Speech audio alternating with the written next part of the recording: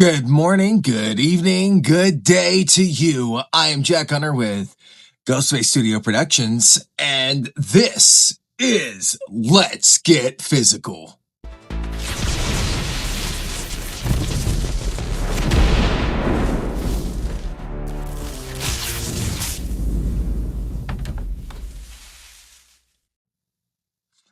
All right, guys, this is an interview I did from 2009, and I need to ask you guys, what made this interview so significant? If you read the description, you'll pretty much know why, but without reading the description, I want you to watch this video, and I want you to let me know down below in the comments what made this interview so special to me for horror history.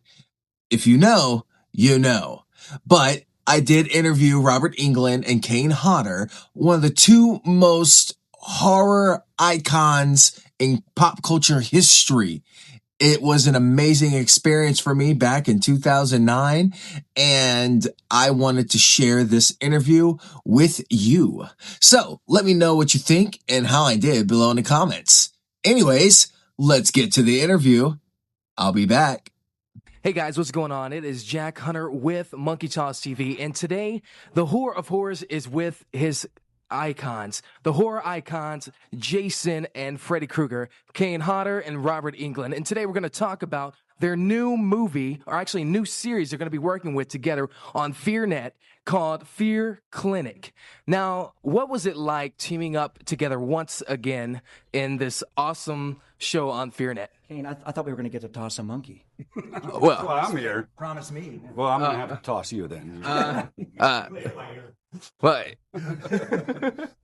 No, Fear Clinic is a script I got in the mail, and I get a lot of stuff in genre, and it just rose to the surface like cream, and I heard some names bandied about. Robert Hall, who I'd worked with before, one of the top effects guys, and a hot young director, and he had done well by me on a feature movie before, and I was a huge fan of Sarah Connor Chronicles, and I heard he was on board.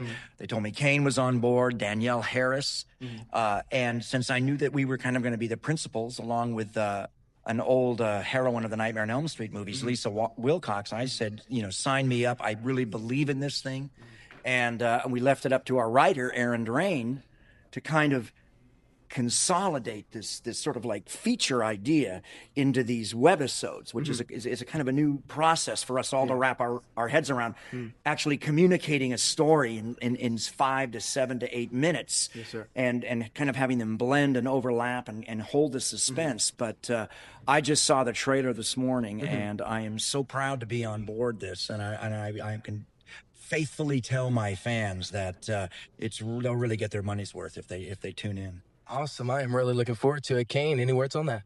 I agree the same thing. The quality of this production, given the budget amount that was handed, the quality is amazing. The cast is great, and it's going to look like a feature film, even though it's small webisodes. And I'm sure we're going to continue with more of them. Years ago, I worked on a series in the early '80s called V, and it raised the bar for special effects on American television. Up until then, it was just some green chick chasing William Shatner around. And we brought in John Dykstra from Star Wars and early CGI to television. And I feel the same way, about Fear Clinic for FearNet.com. I think we've really, really raised the bar for production value and storytelling on the internet. And Robert Hall's effects in just the first 5 webisodes are amazing. I mean, I don't flinch much, and I'm going to tell you the particular episode, Phobia, on the girl that was afraid of bugs. Let me tell you, it makes you squirm. Well, I come from Louisiana, so I'm not too. Yeah, I mean, bug happy guy. I'm good with all that. Now, both of you guys are iconic icons in the horror industry. What are you teaching these new and young actresses and actors about horror movie making? Well, on this show, I'm learning, because I almost called up all of our people at Comcast and Fear.net because, at FearNet.com, because the cast, when I first went to the read-around at Robert Hall's shop, was so extraordinary. I didn't want any of them to die. I wanted them to stay along. So I don't have anything to tell these kids. They're all wonderful and gifted and talented. Yes, sir. What are you doing, Kane, to get them scared and get them ready for their debut on screen with you and with Robert and, you know, all that good stuff, man? What do you do? Well, as you probably know, I always mess with people when I'm on the set. I like to keep them kind of off balance, and there's going to be some good B-roll footage of some of the things that I do to people in the hallways of the clinic. But you know, I like to keep them a little bit off balance. I think it helps. Was that you that left the tarantula in Danielle Harris's trailer? Yes. Okay. Yeah. Awesome, guys. Now, I've followed your careers ever since the 80s, even though I'm 24 years old and you guys were scaring my parents when I was a kid. I loved all your movies. I mean, you know, you guys. Next, I show my bald spot. You guys, oh man. But no, like I've loved your movies, and two of your movies that I really love, and I want to confirm Hatchet 2. Is it confirmed? Are you going to be Victor Crowley in Hatchet 2? Yes, I am. We're not sure exactly of the start date. We're hoping for November, but we're definitely going to do it. Awesome. And Strangeland 2. Are you down? Well, the script is terrific for both Strangeland 2 and for 2001 Maniacs 2. Yes, I was about to ask. Great scripts. Yeah. I think we're leaving money on the table if we don't make them. Now it's mostly scheduling for Strangeland, and I think that Mr. Tim Sullivan is still finishing the financing for 2001 Maniacs. But yeah, I'd be up for both of those sequels. Awesome. And both of those endings for Hatchet and 2001 Maniacs, they both gripped you like you didn't expect that, you know. And Right on my nipples. yeah, I mean, It became like a man called Horse. yes, sir. Yes, sir. And like, I just love the endings. And are we going to be expecting those types of endings to lead us off to a third Hatchet and a third Strangeland? Not Strangeland, sorry, 2001 Maniacs? Well, I don't know. I mean, I don't know how far we can go with 2001 Maniacs before it gets ludicrous. But I know that the second script is better than the first. And it's tricky though in storytelling. You know, we're going through this now with Fear Clinic on how to take. We have all these great ideas for phobias, but we want to now start bleeding some of the webisodes together, so that bleed the webisodes together. It's a poor choice or a good choice of words, but literally, so we're overlapping the characters. Even though we're really kind of focusing on one fear or one phobia per show, we kind of want it to blend into the next one a little bit. It should have its own beginning, middle, and end of itself. And it's the same thing is true of feature films. You know, they have to stand on their own, but you also kind of want to set up the next one as well. Right. Is that the same as well with Hatchet 2? Well, you know, I always felt that Victor Crowley was a pretty badass character, and in fact, kind of makes Jason look like a bitch. You know?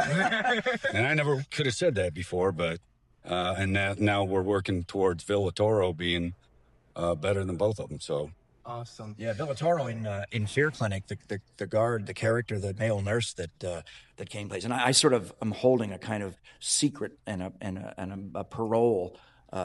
Phone call over his head, but it's funny because I actually go from better to worse eventually, and Kane actually goes from worse to better. Awesome. Well, thank you, two classic icons. Thank you so much for being a part of Monkey Toss TV. Catch you guys later. Hi, this is Kane Hodder from Fear Clinic on fearnet.com. You're watching Monkey Scrote. Hi, this is Kane Hodder from Fear Clinic. You're watching Monkey Balls. Hey, hi, this is Kane Hodder from Fear Clinic. You're watching Monkey Toss. Thanks, man. Robert Englund here, Dr. Andover on fearnet.com's Fear Clinic, and you're watching Monkey Toss TV. Toss that monkey. All right, guys. Did you catch it? Did you catch it? The fact that Kane Hodder did an interview with his bare hands, and I got to shake his hand, bare hands. That was an amazing experience. And I had no idea that I was making horror history.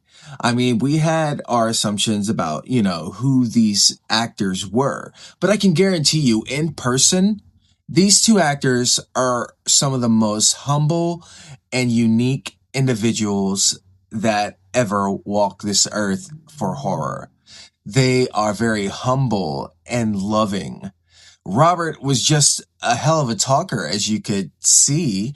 And, you know, the fact that they welcomed me in with open arms was pretty badass. Here's a quick fact, though, for you, for this interview. At a certain point where I did say, hey, you've been, you know, scaring everyone, even my parents. Their publicist at the end of this video, you know, came out and actually fussed at me and said, hey, you cannot call these people old. They, you know, they have egos and blah, blah, blah. And I was like, I didn't call them old. I'm like, all I said was they've been, you know, scaring everyone, including my parents, since the 80s.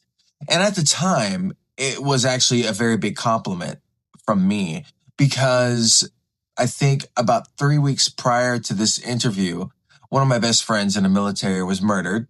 And my grandmother had passed away like 2 weeks prior. So for me to say someone was old, or like give any kind of inclination towards that, was a very big compliment for me. And I meant no harm by it by any means.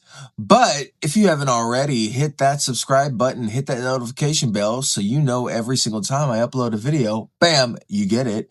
Also, comment below what you thought of the interview. And if you've watched this interview before on the original channel that it was on.